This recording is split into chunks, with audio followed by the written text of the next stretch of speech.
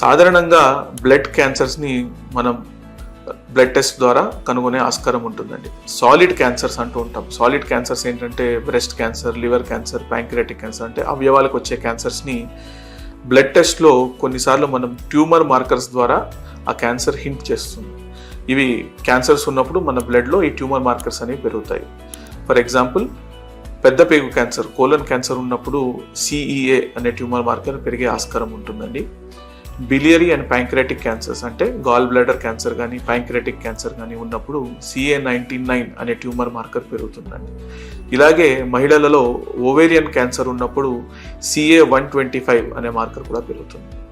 ఇవన్నీ మనం క్యాన్సర్ డయాగ్నోసిస్కి ఉపయోగించాం, కానీ ఆ క్యాన్సర్ ట్రీట్మెంట్ చేసినప్పుడు ఒకవేళ ఈ మార్కర్స్ తగ్గుతున్నాయి అంటే ఆ క్యాన్సర్ ట్రీట్మెంట్కి రెస్పాండ్ అవుతుందని మనకు హెల్ప్ చేస్తుంది.